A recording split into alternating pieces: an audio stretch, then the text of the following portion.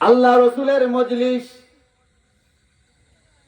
যেই মজলিসে সাহাবায়ে কেরাম বসা, নবীজিও সেই মজলিসে আছেন। ইমাম মালিক রাহমাতুল্লাহি আলাইহি সেই মজলিসে আছেন। সাহাবায়ে কেরামকে পিছনে ফেলে তিনি সামনে অগ্রসর হলেন। সামনে অগ্রসর হইয়া আল্লাহ রসুল সাল্লাল্লাহু আলাইহি সাল্লামকে ডাক দিয়া বলেন, ওগো আল্লাহর নবী, আমি মদিনার মাটিকে মহব্বত করি, এই মদিনার জমিনে আমি থাকতে চাই, কিন্তু আমি জানি না কতদিন আমার হায়াত আছে, আমার বয়স কতদিন আর দুনিয়ার জীবনে বেঁচে আছি, কয় বছর বাঁচবে এটা আমি জানি না।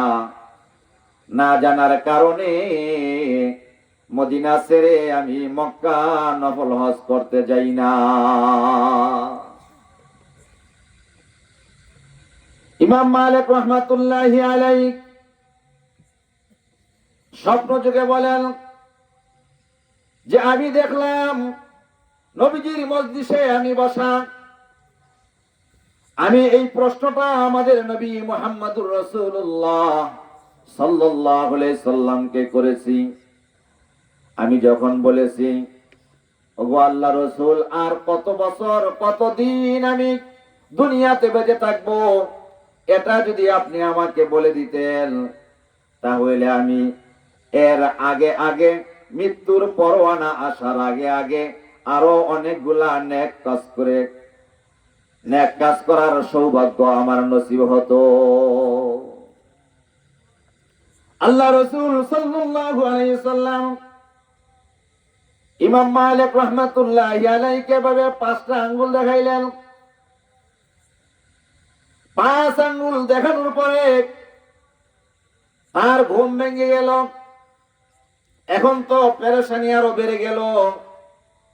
হায়রে, নবীজিকে আমি প্রশ্ন করেছি, আমি আর কতদিন দুনিয়ার জমিনে বেঁচে থাকব?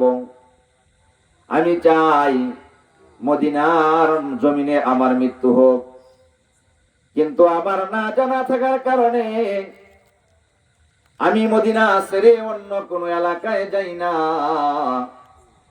যদি অন্য এলাকায় যাই আর ওখানে যদি আমার হায়াত শেষ হয়ে যায়, মালাকুল মউত যদি চলে আসে, তাহলে তো আমার মনের তামান্না মদিনাতে আমি মৃত্যুবরণ করব, সেই তামান্না কোনোদিন পূর্ণ হবে না। এবার 5 আঙ্গুল নবীজি তাকে দেখাইলেন। তিনি আরো পেরেশানির ভিতরে পড়ে গেলেন। এই 5 আঙ্গুল দেখাইয়া নবী কি জানাইতে চাইলেন, এ মালিক, তুমি 5 বছর বেঁচে থাকবা, নাকি 5 মাস বেঁচে থাকবা, না 5 দিন বেঁচে থাকবো? 5 আঙ্গুলের মর্ম তিনি বুঝতে পারেন নাই, যার কারণে টেনশনে তার ঘুম ভেঙে গেল, স্বপ্নটাও ভেঙে গেল। এই অবস্থায় তৎকালীন সময়ে সবচাইতে স্বপ্নের ব্যাখ্যাকারক, যিনি স্বপ্নের ব্যাখ্যা সুন্দরভাবে করতেন, ইবনে সিরিন। ওই ইবনে সিরিন ছিলেন মক্কা নগরীতে ইমাম মালিক রাহমাতুল্লাহি আলাইহি একজন লোক মারফত স্বপ্নের ব্যাখ্যাটা জানার জন্য ইবনে সিরিনের কাছে মক্কা নগরীতে পাঠাইলেন। এখনকার সময়ে যেইভাবে দ্রুত গতিতে এক জায়গা থেকে আরেক জায়গায় যাওয়া যায়, হেলিকপ্টারে করে যাওয়া যায়, বিমানে করে যাওয়া যায়, মোটর সাইকেলে করে যাওয়া যায়, তখনকার যুগে মানুষ পায়ে হেঁটে হেঁটে অনেক দিন লাগাইয়া এক জায়গা থেকে আরেক জায়গায় সফর করত। এবার ওই দূত যাকে ইমাম মালিক রাহমাতুল্লাহি আলাইহি পাঠাইলেন, তিনি অনেক দিন লাগাইয়া ইবনে সিরিন রাহমাতুল্লাহি আলাইহির কাছে গেলেন। যাওয়ার পরে গিয়ে বলতেছেন, হযরত, মক্কা নগরীতে এক ব্যক্তি এই স্বপ্ন দেখছে। তিনি আল্লাহ রসুলকে প্রশ্ন করছেন যে আমি আর কত বছর দুনিয়াতে বেঁচে থাকব, তবে তিনি আমাকে বলছেন তার নাম প্রকাশ না করতে। ইবনে সিরিন রহমাতুল্লাহি আলাইহি বলতেছেন, যিনি এই স্বপ্ন দেখছেন তিনি সাধারণ কোনো মানুষ না, তিনি অবশ্যই বড় একজন বিজ্ঞ আলেম, কারণ সাধারণ মানুষ এই স্বপ্ন দেখতে পারে না। তবে কে দেখেছে? সম্ভবত মক্কা নগরীতে ইবনে সিরিন বসবাস করে। তিনি বলতেছেন যে মদিনায় সবচাইতে বড় আলেম তখনকার যুগে ছিল ইমাম মালিক রহমাতুল্লাহি আলাইহি। দূর যে বললেন, হযরত, এক আল্লাহর বান্দা এই স্বপ্ন দেখেছে, নাম বলতে নিষেধ করেছে। ইবনে সিরিন রহমাতুল্লাহি আলাইহি বলেন, না, আগে তুমি নাম বলো, তারপরে আমি স্বপ্নের ব্যাখ্যা বলবো। তিনি বলেন, নাম বলতে আমাকে নিষেধ করেছে, বলে আবার গিয়ে তুমি মদিনা থেকে পারমিশন নিয়ে আসো, এরপরে তোমার স্বপ্নের ব্যাখ্যা আমি তোমাকে জানাবো। এবার সেই দূত আবার মক্কা থেকে মদিনায় চলে গেলেন। সেখানে গিয়ে বললেন, হযরত, যার কাছে স্বপ্নের ব্যাখ্যা জানার জন্য আমাকে পাঠাইলেন উনি তো আপনার নাম জেনেই গেছেন, কিন্তু নাম না বলার কারণে স্বপ্নের ব্যাখ্যা বলে নাই। মালিক রহমাতুল্লাহি আলাইহি বলে, যাও রে যাও, তুমি গিয়ে আমার নাম বলে দিও আর স্বপ্নের ব্যাখ্যাটা জেনে আসো। এবার তিনি গিয়ে আবার পুনরায় ইবনে সিরিন রহমাতুল্লাহি আলাইহির কাছে যখন নাম প্রকাশ করলেন, তিনি বললেন, এই স্বপ্ন 5 আঙ্গুল দ্বারা 5 বছর বুঝায় নাই, 5 মাস বুঝায় নাই, 5 দিন বুঝায় নাই, 5 ঘন্টা বুঝায় নাই, বরঞ্চ আল্লাহ তাআলা বুঝাইতে চাইছে এই 5টা জিনিসের জ্ঞান আল্লাহ ছাড়া কোনো মানুষ জানে না। জোরে জোরে বলেন সুবহানাল্লাহ। 5 জিনিস কি? 1 নাম্বার হলো কিয়ামত কবে হবে, কোন মাসে হবে, কোন সপ্তাহে হবে, কোন দিন হবে, কেউ জানে না, জানে আমার আপনার আল্লাহ। 2 নাম্বার হলো বৃষ্টি কোথায় দিবেন।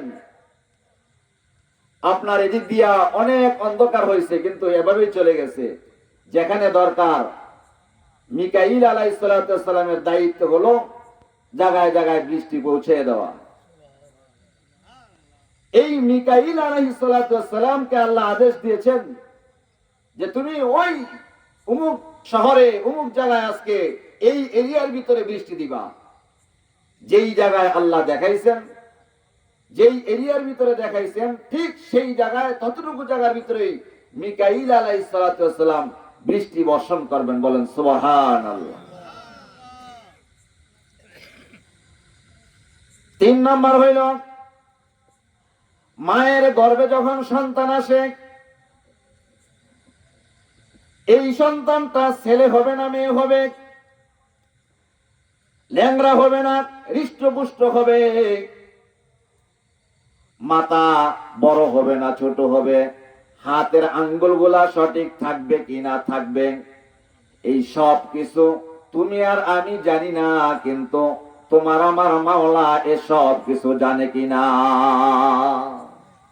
আল্লাহ এগুলা জানে। 4 নম্বর, ওমা তাদরি নাফসুন মাযা তাকসিবু গাদা, তুমি আর আমি জানি না আগামীকাল কি খাবো, আগামীকাল কি অর্জন করব, কোন মানুষ বলতে পারবে না। কিন্তু দেখা যায় আপনি এক জায়গায় গেছেন, আপনি কল্পনা করে নাই ওখানে খাবার খাবেন, কিন্তু আল্লাহ আপনার রিজিক সেখানে রেখেছেন। প্রতিফলে যেই জায়গায় গেছেন সেই জায়গায় আল্লাহ পেট ভরে আপনাকে আহার করাইছে। তা আপনি কি খাবেন, কোথায় খাবেন, কি অর্জন করবেন, কেউ না জানলেও আল্লাহ জানেন। 5 নম্বর হলো আপনার মৃত্যু কোন জায়গায় আছে। এই চরশিবপুর গ্রামে আপনার জন্মস্থান, কিন্তু আপনার মৃত্যু যদি লেখা থাকে ঢাকা শহরে, তাহলে আপনার যে কোনো এক কারণে সেই জায়গায় যেতে হবে। সেখানে যাওয়ার পর মালাকুল মউত আপনার সামনে হাজির। কোন জমিনে তোমার মৃত্যু সেটা কেউ না জানলেও জানে কে? আল্লাহ তাআলা। তো এই 5 আঙ্গুল দ্বারা ইমাম মালিক রাহমাতুল্লাহি আলাইহিকে আল্লাহ রসুল এটা বুঝাইছেন যে 5টা জিনিসের জ্ঞান একমাত্র আল্লাহর আছে। কার আছে বলেন? আল্লাহ তাআলা। এই যে এখন বলতে পারেন সন্তান ছেলে হবে না মেয়ে হবে, এটা তো আমরা জানি। তুমি আর আমি আলট্রাসাউন্ড করে জানি কখন, যখন 4 মাস 5 মাস ওভার হয়ে যায়, আকৃতি যখন পূর্ণ হয়ে যায় তখন জানি। আর এখানে যেই কথা বলা হয়েছে আয়াতে, সেটা হলো যখন রেহেমের ভিতরে যেই নাপাক পানি ঢুকেছে তখন থেকে আল্লাহ জানেন যে এইটা ছেলে হবে না মেয়ে হবে, এটা কি ল্যাংড়া হবে না সুস্থ হবে, এইটা কি ভালো হবে না মন্দ হবে। এই সব কিছু যেদিন রেহেমে গিয়েছে সেদিন থেকে আল্লাহ তাআলা জানেন। এরপরে আল্লাহ তাআলা তার আদেশ নিষেধ যেগুলো আছে এগুলা পালন করার পরে আল্লাহ পাক আদেশ করেছেন। কি আদেশ করেছেন? আল্লাহ অপর এক আয়াতে বলেছেন, ওয়াকাদা রাব্বুকা আল্লা তা'বুদু ইল্লা ইয়াহু ওয়া বিল ওয়ালিদাইনি ইহসানা। হে আমার বান্দা বান্দীরা, তোমরা আমি আল্লাহর ইবাদত করার পরে, আমি আল্লাহর হুকুম নামাজ পড়ার পরে, যদি অর্থ সম্পদ তোমাদের থেকে থাকে, যাকাত দেওয়ার পরে, রোজা রাখার পরে, দান সৎকার পরে, 2 নম্বর কাজ হইল তোমাদের, তোমরা যাদের মাধ্যমে দুনিয়ার জমিনে এসেছো ওই বাবা মার খেদমত করা তোমাদের দায়িত্ব এবং কর্তব্য। যদি কোনো আল্লাহর বান্দা বান্দি এই কথাকে অস্বীকার করে, আল্লাহ রসুল বলেন যারা তাদের বাবা মাকে কষ্ট দিয়া দুনিয়ার জমিন থেকে আসব, মনে রাখিও মনে রাখিও মনে রাখিও, পাহাড় পরিমাণ সওয়াব যদিও নিয়ে আসো, জাহান্নামের আগুন তোমাকে আমাকে ভোগ করতেই হবে। রাসূল পাক সাল্লাল্লাহু আলাইহি সাল্লামের যুগে আল্লাহ রসুল আবু যর গিফারি রাদিয়াল্লাহু তাআলা কে নিয়ে কবর জিয়ারত করতে গেলেন। কবর জিয়ারত করতে গিয়ে আল্লাহ রসুল 2 হাত উত্তোলন করে দোয়া করতেছেন, কবরবাসী সবার জন্য দোয়া করতেছেন। কিন্তু একটা কবরে দাও দাও করে আগুন জ্বলতেছে। আমি আর আপনি আমাদের চোখে দ্বারা দেখবো না, কিন্তু আল্লাহ রসুল সেটা দেখতেছেন।